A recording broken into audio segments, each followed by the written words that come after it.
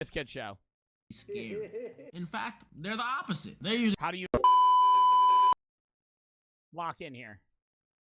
All right, some people voted yeah. All right, we'll do a little bit of the Fortnite season tomorrow. Thomas to the Fox to the 3. It's generally fun. There's a little skill gap to learn the new jetpack item. I've been playing ZBs a ton, so if we ever run it back, I'm primed. All right, word. Bye for the sub. I might try it out tomorrow. I don't know for sure, but it is a random game day tomorrow, so I might try it. All right, lock in. A few moments later. Kid shows aren't normally. Oh, creepiest kid show. Forgot about it. Kid shows aren't normally something that's supposed to be scary. In fact, they're the opposite. They're usually the most bright and happy, sweet and kind pieces of media you can find in the world. But sometimes, there are kid shows that are a little darker. Ones that traumatize you. I remember back in elementary. Mr. fucking Meaty, dude. Mr. Meaty's the weirdest fucking kids TV show you could ever watch. It's not even close. There's like actual cannibalism in that show. And they're puppets. And puppets are creepy. Super for the 3. I want to get into streaming to use Streamlabs or Stream Elements. I've used both. It's whichever one you think is better for you. Will and bye for the sub. Elementary school around or just OBS Studio. Halloween time. My teacher decided she would put something on for the class to watch. She had done this before, so we were all excited. I was Jess for the 1,000 videos said, can you check out this TikTok? Oh. Was excited. We all sat in rows on the colorful rug, crisscross applesauce, everybody's knees touching, and she rolled out one of those old big TVs, the ones that give you that fuzzy feeling when you touch them. Loved those, though. Back in, like, 1st grade, it's about to be Christmas, second to last day before break. The old teacher rolls out this motherfucker, pops in a fucking DVD or a VHS tape of, like, I don't know, The Grinch, the original Grinch, and you're like, dude, this is about to be crazy. I was stoked. I was excited to see SpongeBob. You sit on your carpet spot, and you're like, dude, I am locked in. Absolutely locked in right now. We had projectors. Yo, did any of y'all have, this would have been, like, 1st grade, but when you were learning, like, base math in 1st grade, it wasn't a projector. It was this weird thing that would project an image, but they would put it under a light. And it would shine on the light, and then, like, I don't know what it was called, though. What was that? What was that? We had that for art. What was that?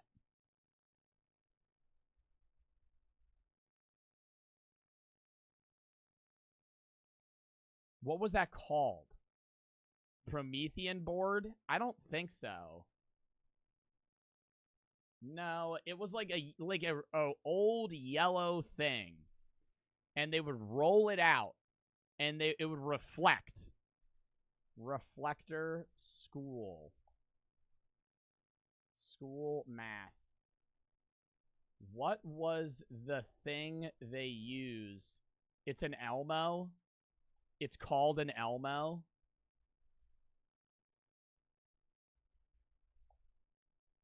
Oh my god, it is. Oh my god, it's actually called an Elmo. This. Do y'all remember that? It had like a little square image in a magnifying glass, and the teacher would put whatever they wanted to show the class under it, and then it would project onto the screen. I feel like they used those for a while. They used those into like 2010, dude. 2012. They used those for a while, especially if your school was poor. Like, I remember my school had that for a long time. And then we finally got, like, a shitty smart board. Jesse, I already read that. Thank you for the 1,000 videos, though. Outcast for the sub.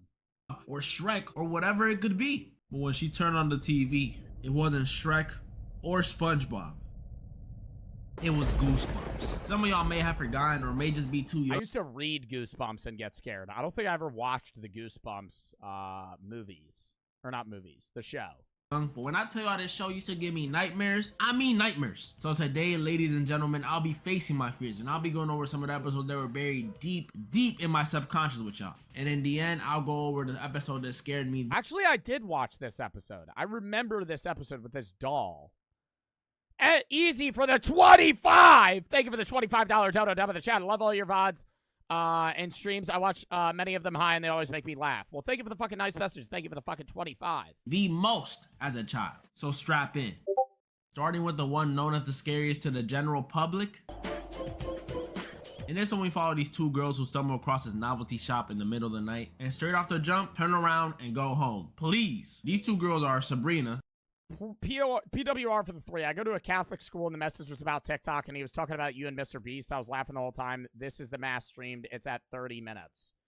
Can you send it to one of my mods? Because I can't click that link. So if you're able to send it to any of my mods, they would be able to send it to me.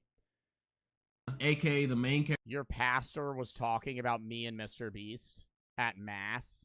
Character's best friend. And our main character, Carly Beth. What kind of name? In typical horror fashion, our main character is fascinated by the novelty shop and wants to go in. I mean, it has scary mask and an ominous man watching them. Who wouldn't want to go in? But before she can even take a step into the shop, her best friend Sabrina tells her no. Thankfully, that's a good friend. But after they leave, we see why Carly Beth was so interested in those scary looking masks. You see, Carly Beth is constantly being bullied in the form of people scaring her. These boys from school, her best friend, her little brother, all be scaring her because she's a big scaredy cat. And honestly, and instead of getting a mask, you carry around pepper spray. And then when somebody scares you, you spray them in the fucking eyes. You mace them. And then they won't scare you again because they know you have pepper spray. Somebody said Oregon. Well, then you would probably kill them. Relatable. Which would solve the problem, but then you would be in prison. Anymore, but I used to be the most sensitive, easy to scare kid on the face of the earth. And let me tell you, and then you would have many more problems. At every horror movie gets old, and it was starting to get old for Carly Beth too. The next day at school was the last straw. During lunchtime, the two boys that scared her from the night before come over to her table to apologize, saying they were just joshing around, having some fun, but Carly Beth was not having it. She tells them whatever, just go away. But when they go away and Carly Beth takes a bite of her sandwich, she notices there's actual fucking shit in it. They pull one of the meanest pranks ever and just give her a sandwich with an actual fucking turd in it. This PB&J is a little more chewy than normal and tastes a little like worms. She was eating a tuna sandwich.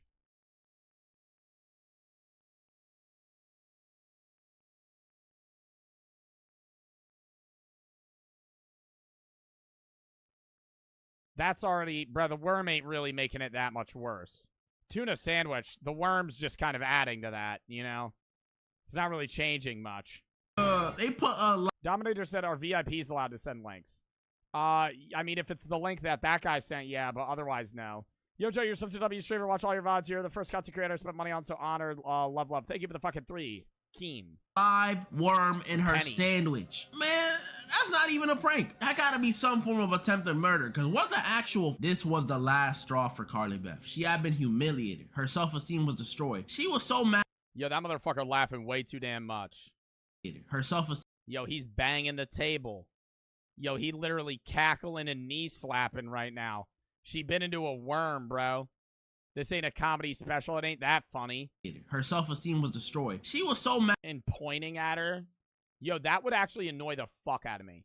Say there was a funny prank that was, like, played, and my friend just starts slapping the table and pointing and open-mouth cackling. I would go, dude, are you from a fucking 1999 Disney movie? Are you a real human? What are you doing? Why you're pointing and laughing? What? Len Braun for the 3. My brother died about a year ago. I'm sorry to hear that. We used to talk about you, and you remind me so much about him. Well, I'm sorry for your loss, man. Len Braun, thank you for the 3. And I hope the mourning process is going well. Mad, she destroyed her duck costume. It was getting serious. She wanted revenge. She was tired of being the one who's constantly scared. She wanted to finally be the one doing some of the scaring. So she goes to the one place where she knows she could find something scary. The novelty shop. Carly Beth gets in and is met with this creepy old dude who, although is hesitant at first, lets Carly Beth shop around. My dog. Carly Beth browsing around and she's not really rocking with any of the masks. They're not scary enough. Conveniently though, she finds this back room that has exactly what she's looking for, a scary mask. But when she goes to grab it, the old dude comes out of nowhere and tells her, nuh-uh, these masks are not for sale. Carly Beth persists and tries to get him a watch. Then why you got them up on fucking display, dickhead? See, like, it's not even just Goosebumps that does this. Like, I know they ain't in, like, the regular storeroom, but if you ain't selling something, Maybe put it in, like, a drawer or, like, a safe in the back. It's in the back? Okay, it's in the back, but still. Like, he has them on display. Say it. Cardi B persists. Like, if you're that worried about people buying them and they're haunted masks, maybe don't keep them in your mask store. And tries to give him a whopping $30. Hold on, $30? But the old man still says no. Come on, dude, $30? That's like a meal at Chick-fil-A. What are you doing? Old dude tells her she's not ready for the responsibility of the mask and it's super dangerous. But while he's explaining, Cardi B steals the mask and runs out. She's a thug. And for no security for the masks either. Masks that have fucking supernatural capabilities. And they're just sitting on a stick in a back room that is unlocked. For some reason, the old dude doesn't chase. That'd be like just keeping a loaded gun on a table, and just like, hey, you can take that if you want it. Sir, he just yells and closes the door. I mean, Cardi B finally got what she needed to get revenge on the bullies. But yeah, he really didn't try to get that shit back. Also, no way she'd be able to outrun his ass. Maybe he's like 65, but still. In a 40-yard sprint, you got about 4 steps. You just kick her in the shins. But she was gonna regret that real soon. Cardi B gets home and immediately puts the mask to work, scaring her little brother. And that was only the beginning. She suits up for Halloween, taking with her this weird replica of herself that her mom made for her. I don't know. And picks up Sabrina to go looking for the bullies. She's hunting. And this is where we notice the mask is making Cardi B act a little... What a realistic mask that looks like Carly Beth with no body. Those bullies are definitely going to fall for this when they see a fake plastic head on a stick and then try to fucking scare her from behind. A little more peculiar. Y'all like that word? Y'all like that? She's more aggressive, scaring. Oh my god, I think somebody decapitated Carly Beth. Her head's on a stick. Random kids, scaring random moms, and even scaring Sabrina. Sabrina confronts her about this, and Cardi Beth's only answer is, "The mask made me do it." Okay, so if you grab me like that again and I punch you, just know my fist made me do it. Cardi B eventually runs away for some reason and stumbles upon exactly who she wanted to find. The bullies. And a perfect setting too. She approaches them and they're immediately wetting their pants, talking about how they was just... Why is she carrying around the head of herself? What is the purpose of that? She just like has her head on a stick, but there's no reason she has her head on a stick. Goofing around, and they only did those things to Cardi B because they liked her.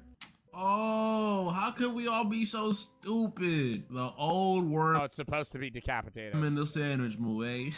Real panty dropper. Forgot about that one. Cardi B successfully scares them off after the replica head of herself whispers to the boys, "Help me." And Cardi B afterwards buries the replica head and returns home. I'm sure at this point some of y'all already know what's going on, but it gets even clearer when Cardi... Oh, is Carly Beth's soul trapped in the head? And now the ghost controls her. Beth gets home and is finally ready. Yo, I watched a scary movie yesterday. Y'all ever see The Boogeyman? The new one? Good-ass movie. Those motherfuckers are dumb as hell. Dumb as hell, dude. Oh my god. I saw that, and then 2 days ago, I watched the original Alien. Dumb as hell.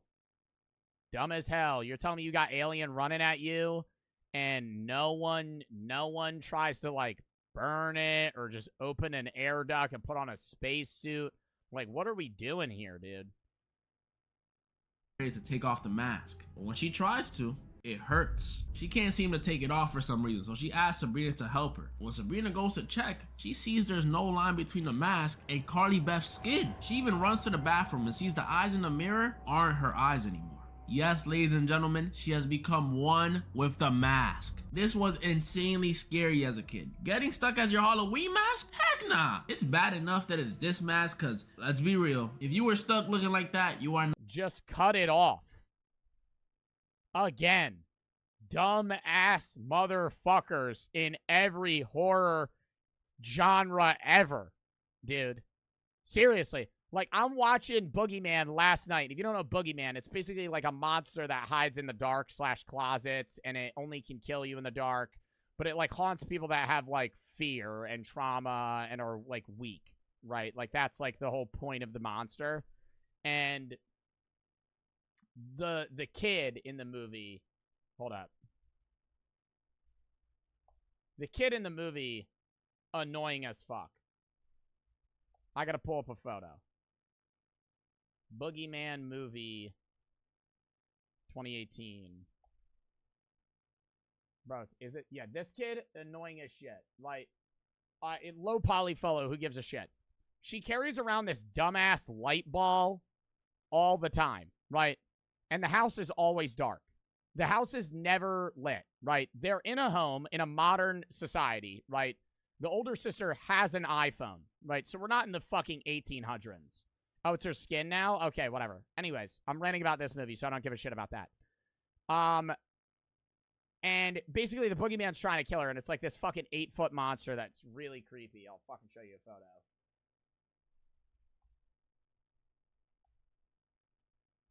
Oh, it's 2021. What is the Boogeyman movie? The Boogeyman movie 2023. Oh my god.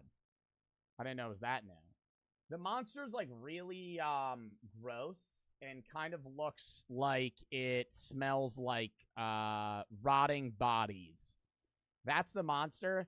And dude, it'll like slam open her closet and she'll go, "Oh," and grip the stupid light ball, and it'll run under her bed.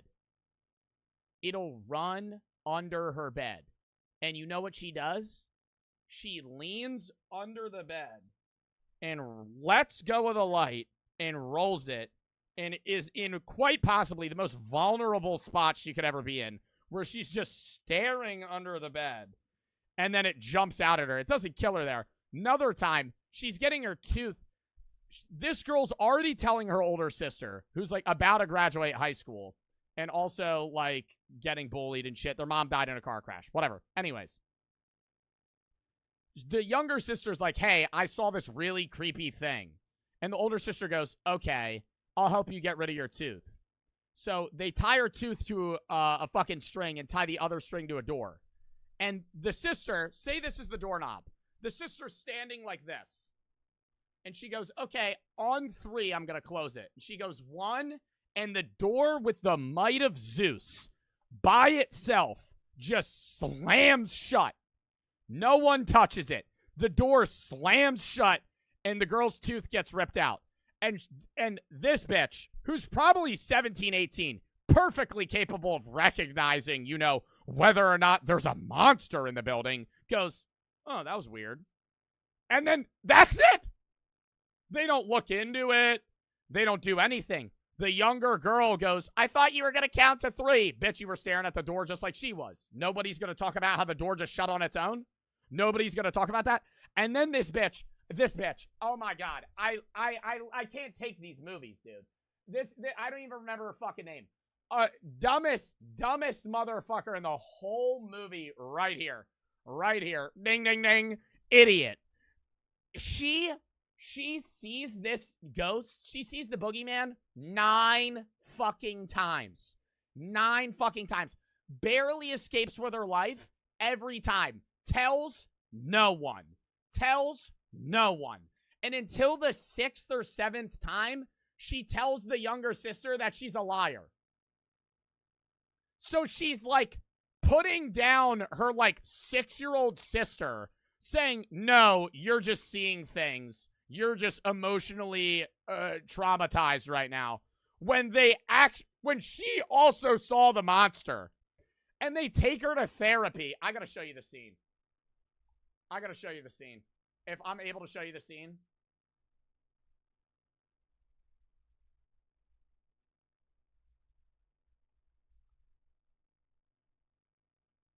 There's nothing to be afraid of. Okay? They get this red box. They take her to a therapist. They give her this red box, and the therapist, creepy as fuck, goes, "All right, the box is going to blink, and it's going to just stop blinking at some point, and it's going to get really dark, okay?" And the kid's like, "All right," ends up pissing herself, because this is what happens. It keeps blinking. No one's paying attention. And this is how the therapist is looking over them, mind you. Wide-eyed, smiling, whispering, weird as fuck. And then in the corner, she looks up. Oh, they don't even show it. And sees the boogeyman. And it jumps at her. And then they flip the lights on. I'm like, you gotta be fucking kidding me. Right? And then, oh my God. It's just like, and then there's a scene. There's this scene where, like, right at the end, she's fully had it, right? The daughter, and this is the real cake on the fucking icing, right? Or the real icing on the cake here, backwards. The dad, oblivious, right? He's a therapist. Fucking dumbass. The daughter, the young daughter, is playing like some fucking old, like, GameCube game or some shit. And the boogeyman's hunting her. And so she's just alone in a room playing a video game. And she's, like, silent, just sitting there, right? And the dad and the older sister know she's playing video games. Out of nowhere, the boogeyman comes up, grabs her, and throws her full force into the television, knocks her ass the fuck out, and cracks her head open. They go to the hospital, and the dad doesn't bring up how that happened.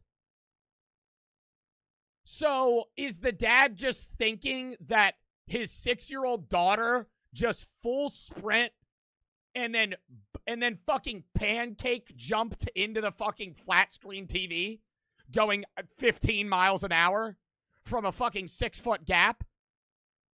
And then the daughter goes, oh, the boogeyman's real, right? Dad, the boogeyman's real. The boogeyman threw her into the TV. And the dad goes, are you high? And that pissed me off, right? Right there is where I'm backhand slapping him and going, you gotta be fucking kidding me. And I'm shaking his head and saying, lock the fuck in, right? But the boogeyman's real. The boogeyman's real. Right? The boogeyman's real. The only time where you could, like, forcefully shake your parent and go, you're a dumbass. What is wrong with you? Right? Anyways, holy shit. The daughter just goes, fuck you, and leaves. And I understand her frustration, but it's like, why not just try and convince your dad for, I don't know, maybe 20 seconds that the boogeyman exists? The dad goes back to the home with the daughter, gets fucked up, gets both of his legs snapped. The boogeyman just throttles this motherfucker. If you've ever seen a 6'5" guy fight somebody that's like 5'2", that's how this fight went. Just absolutely pummeling the ever-living piss out of this guy. And then they end up saving him by lighting him on fire. There's the movie. You've seen it. You're welcome. It annoyed the shit out of me. Not pulling a single person. Like, just scratch having kids off the list, please. But I think if it was one of those random funny masks, it'd be even worse. Like, imagine just trying to trick or treat one year, your mask gets stuck on you, and now you're stuck as the 44th President Barack Obama or something. Like, I ain't signed up for this. Carly Beth runs back to the novelty shop where the old dude is waiting for her, and he explains to her. That would actually be scarier than this mask. If somebody was hunting me with a random presidential mask on, that would be way, like, if somebody had, like, a Bill Clinton mask and they were chasing me, that would be so much more scary than, like, this. That's her new face now. Carly Beth understandably starts tweaking out, but the old man interrupts her and tells her that there might be one last chance to remove it with a symbol of love. Self-love. He starts explaining to her how he was just like her and he didn't love himself. Blah, blah, blah. This ain't about you, bruh. But before Carly Beth can know what a symbol of self-love is, the other masks start floating off the shelf. This may look goofy, but you gotta understand, as a kid, this stuff was scary, bruh. Floating heads chasing you? Come on, buddy. Be real. It's a little scary. The heads chase Carly Beth all the way back to the cemetery where she buried her replica head, and they start backing off as soon as she raises it up, accepting that the crybaby scaredy cat girl she tried to bury is her, and she should love her regardless. Carly Beth is finally able to take off the mask. Woo! Yeah. Yo, what a dumb episode. Holy shit. Yeah, all right, let's go. Yep. She goes home and hugs her mom, who had been worried about her all night. And while they're talking about Carly Beth's night, they turn around to see the little brother wearing the mask. Boom. And then the episode ends. Pretty scary, pretty scary. I don't know why she didn't just burn the mask or throw it away. But that's the one deemed the scariest to the general public. That's still not the one that... Damn, having that one on would be like... to the general... the worst. I'd rather wear the creepy one than that one. Public. That's like a quadruple chin. That's still not the one that I found the scariest. But before I go over that one, I have to go over one that I found almost as scary as the scariest, but for a different reason. Unlike the cuckoo.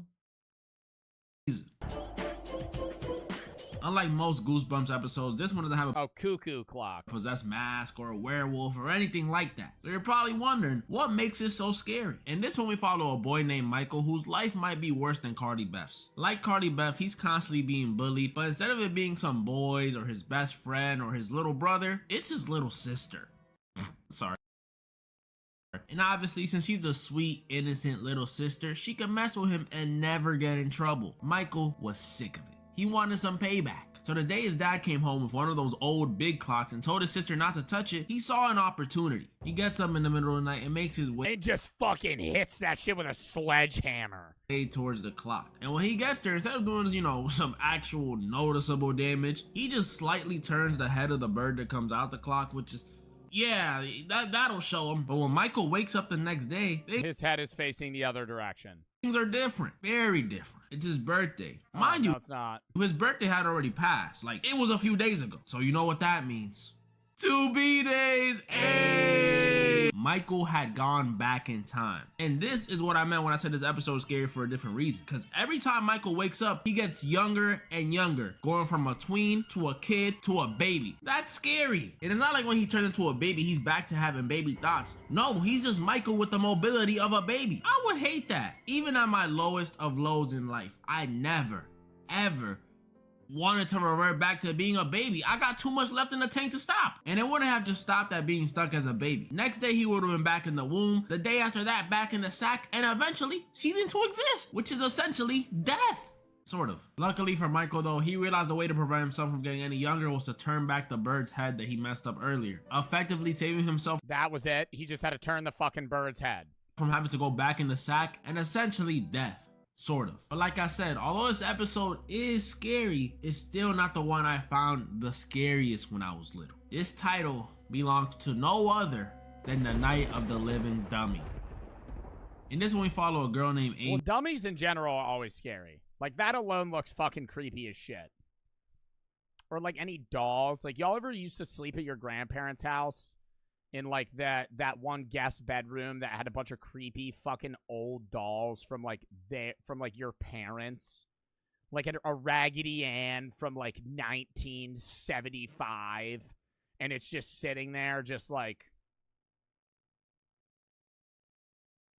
just staring. Amy, and unlike the other two protagonists before her, Amy has no bullies or anyone she wants to get revenge on. Nothing. Just an older and younger sibling, making her the middle child, so no one likes her. And she's definitely the most unique out of the three, too. You see, Amy's into the... No, my grandma was normal, but I think it's very common for grandmas to have that shit. And then it's like that noise, too. Oh, my God. What makes it all worse? The clock ticking noise. This. It's like 3:45 in the morning. You wake up, and there's just like a Raggedy Ann doll just like in the corner of the room like this.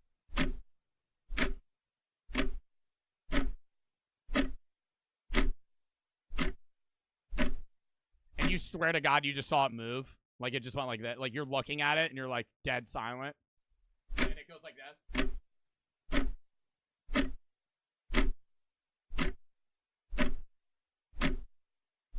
Some shit. And you're sitting there like, oh my God. Oh my God. Oh my God.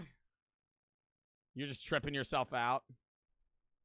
Fuck, dude. I hated that. I hated that. Very, very random hobby that is ventriloquism. That's when people use dolls to talk and pretend like they're not talking, and you couldn't learn how to juggle or something. And one day while showing off her skills, her doll Dennis falls apart. Ah, bummer. Guess you gotta find something else to do. But luckily for Amy, her dad got her a new doll, a dummy named... That would kind of freak me out if like if I had like a 10-year-old kid and they got into like ventriloquism. I'd be like, what's the hobby here? Why are we you want to make dummies talk?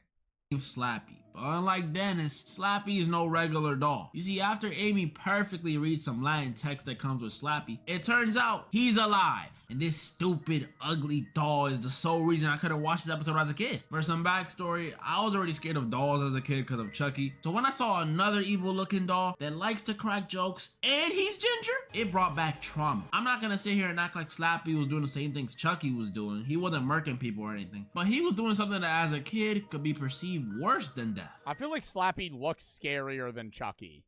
He was getting Amy in trouble with her parents, messing up family paintings, making fun of her family. He even attacked a family friend. And all these things may seem tame, like no big deal, right? But imagine if Amy had immigrant parents.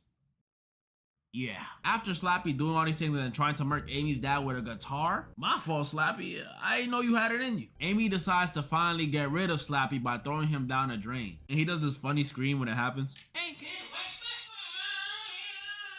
but that very same night, Slappy just crawls out of the sewer, returns, threatening her family and telling Amy she will be his slave forever. Yeah, you could try saying that to her, Slapster, but try saying that to me, and you're gonna end up trending on Twitter, buddy. At this point, Amy's sister finally sees that Slappy's actually alive, and they also realize Slappy is a doll, a hollow doll that you could like push over. Yeah, and that you could actually kick the shit out of. And kicking stuff, which kind of makes my fear of this dude coming after me as a kid a bit irrational, but whatever. Slappy chases them around the house, eventually catching them off guard and tripping Amy. And as he was standing over her talking about how the family belongs to him now or whatever, two things didn't make sense to me. One, why is the sister just watching him stand over Amy? And two, why is Amy so hell-bent on grabbing the broom to attack Slappy? You literally just shoved him upstairs. Kick the dude, bruh. Anyways, while Slappy is standing over Amy, out of nowhere, someone tackles Slappy, causing him to shatter his face on the fireplace, releasing the evil gas in his system. What the? Amy and her sister are confused as the family comes downstairs, including her brother. Yeah, I'd be worried the gas would, like,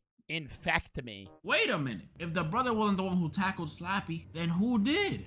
We see on the table Amy's old dummy Dennis is alive, and they gave him the voice of Goofy for some reason. Gosh, it's good to be back in the family. Boom, and then the episode ends. Slappy eventually returns and I'd kill the other dummy too.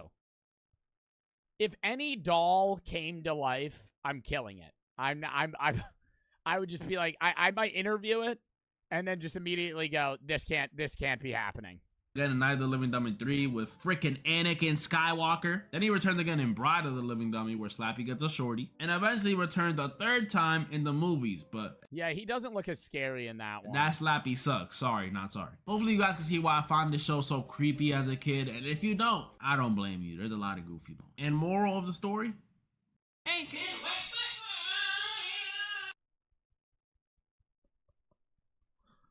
That was a good ass video. All right, next. Isabel Rose for the